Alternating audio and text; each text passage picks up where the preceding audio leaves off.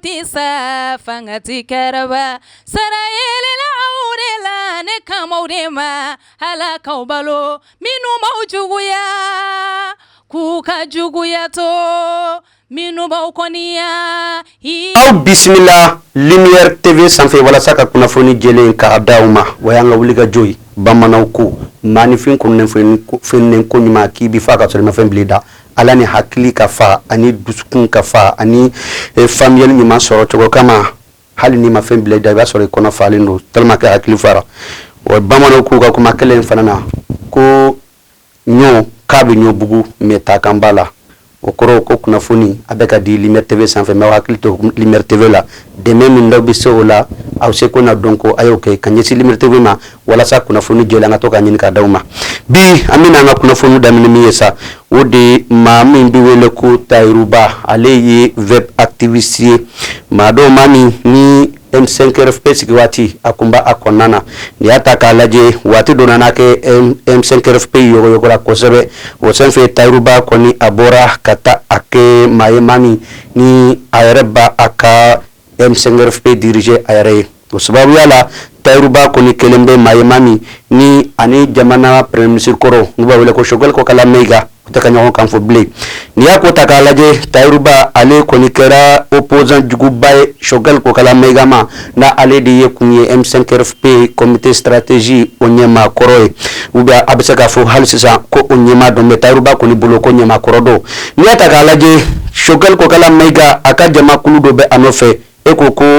an ye kunnafoni minnu sɔrɔ k'u ye plainte don Tayiruba ka kumajugu do senfɛ ko sɛnɛ ka ɲɛsin Choguel Kokala Mayiga ma nda ale ye M5RFP o ɲɛmaa ba ye ale kɔni bolo n'o ye Choguel ka mɔgɔw bolo hali n'a sɔrɔ M5RFP yɛrɛ tilatilala fo 6 an filɛ waati min na n'i y'a ko ta k'a lajɛ Tayiruba kɔni a fɔra ka a welela jamana kiribulon fɛ lundi 28 juillet 2025 n'o o de ye don ye don min ni a kɔni kɛra fɛn ye fɛn min ye Tayiruba welika in kɔni kɛra fɛn ye fɛn min ye Tayiruba lase kasubonba la n'u b'a wele ko MCA Maison centrale d'arrêt du Mali précisément Bamako kura a kɔni ni waati na a bɛ yen nɔ a faralen bɛ kaso dewuka minnu sigilen bɛ yen wa n'i y'a ta k'a lajɛ Tayiruba a kɔni ka nin mandat de dépôt e ko ko a balila maa caman na wa ayi parce que n'i ye réseaux sociaux ta k'a lajɛ a kɛ o ka kɛ mɛnni kɛ o bɛ to ka bɔ k'a jira k'a fɔ ko nin tɛ bɛn wa nin man ka kɛ wa maa caman ka hakilina la ko Tayiruba ye maa ye maa min n'a ka surun kosɛbɛ jamana autorité minnu b'an kunna bi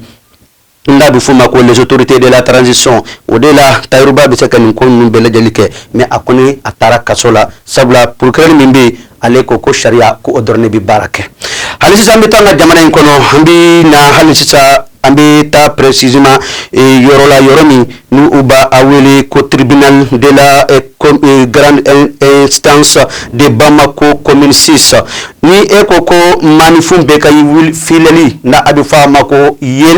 lajɛli a bɛ ɲɛsin nin tribunal ma wa sabula fɛn dɔ tun bɛ yen nɔ na a bɛ fɔ a ma ko procès sur la dissolution de la partie politique an ka Mali parti politique minnu ni jamana ɲɛmaaw kɔni y'a jira k'a fɔ ko u cira ka bɔ yen bɔgɔbɔgɔ ko a kuma tɛ fɔ fɔlɔ fo hakilinaw ni jateminɛw ka fara ɲɔgɔn kan k'a jira k'a fɔ ko parti minnu kan ka se ka baara kɛ ani minnu man ka se ka baara kɛ nin parti politique ninnu fana u ka avocat pôle d'avocat kɔni fara ɲɔgɔn kan ka pôle d'avocat dɔ sigi n'o ye k'a fɔ ka caman ye maître Muntaka Tall ale ba ɲɛma n'i y'a ta k'a lajɛ ale ye Sinɛdi faso ye wato yɛrɛ ɲɛmaa ye wa mais a ka baara yɛrɛ avocat ye n'i y'a ta k'a lajɛ a kɔni bɛ nin jamakulu in ɲɛma n'o ye pôle d'avocat in ye u kɔni ye wulikajɔ kɛ u ye damakasi dɔ an ka tribunaux kɔni si commune min bɛ Bamako ka taa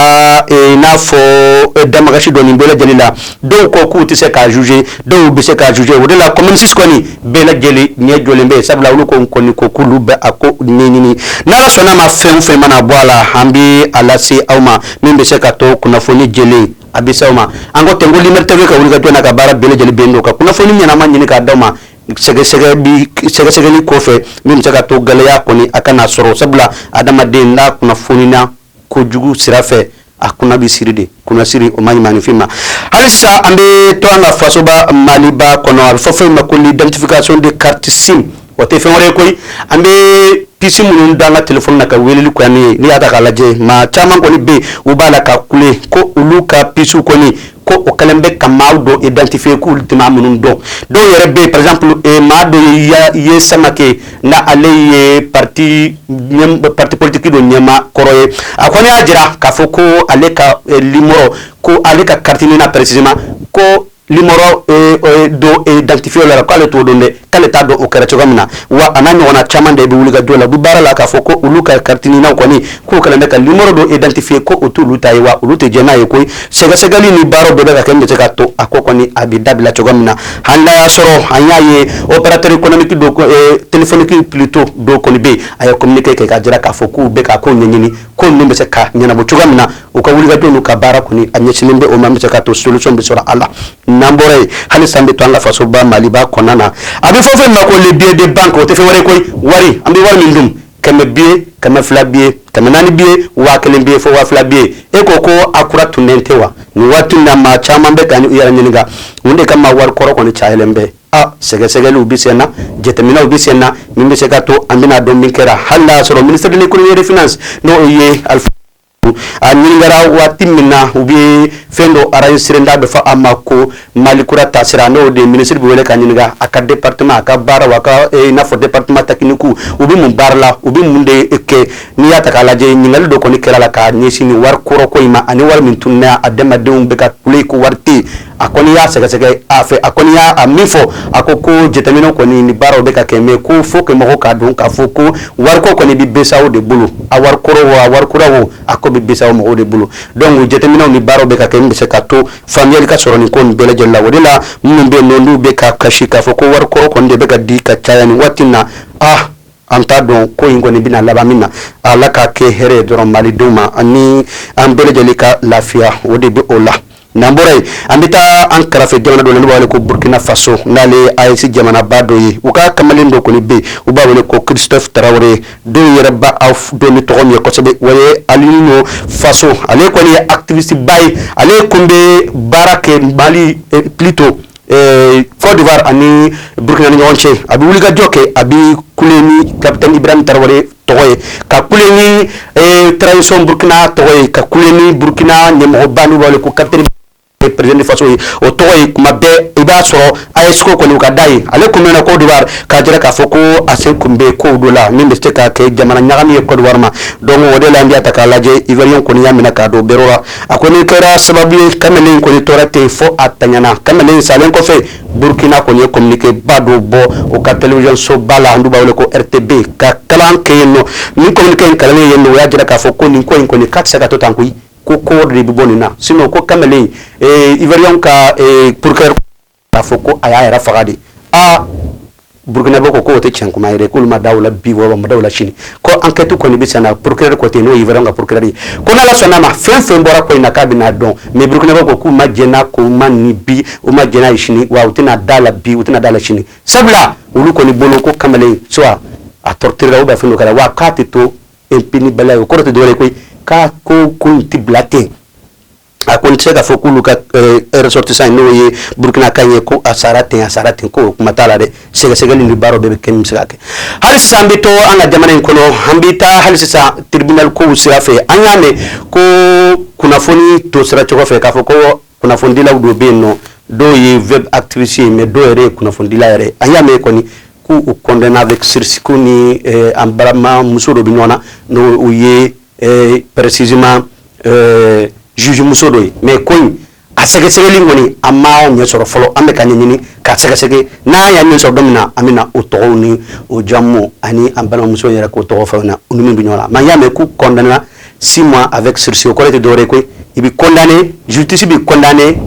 mais ina fo kaso jour de bidoela anga ambalman no ya me chogamina ko kaso jour do nula ko kalo woro mais kaso jour de bula peut-être amana ke togo jetemina ni fembe ke donc ni ne kumbambolo bi kala sama aya kamena la sona makene wareka wassalam almakew balmamso electromina de jorobi awla o bana pew walma sokono minaw misiri kono minaw studio minaw salle de conférence minaw fokata se baful minaw ma mo kelempe soro kelempe hate fune dumasi chez Mamoutou Traoré yele électronique a filɛ ni nibora membo sirafara la kibi yele kata centre mable fanfɛ yanni ka fara juste ibi I côté gauche lajɛ yele électronique chez Mamoutou Traoré I b'a sɔrɔ yen nɔ I mɔgɔ mana se minɛn ma a minɛn bɛɛ lajɛlen bɛ yen I n'a fɔ bafoule guitare lampadaire chaise micro piano bola batterie ampli microphone fo ka taa se lumière ma o ma bɛ k'i b'a fɛ ka galon bɔnda o tuma na sa boli biribiri I ka taa se yele électronique chez Mamoutou Traoré ka yɔrɔ la n'i ye ɲɔgɔnmɛ bila cɛncɛnkulu sanfɛ tɛgɛ t'a yira tuguni dɛ o ye cɛ funɛ dimanche o tuma na sa an bɛɛ lajɛlen ka wuli ka jɔ kɛ an ka Mamoutou Traoré ka yɔrɔ sɛgɛrɛ yele électronique hatɛ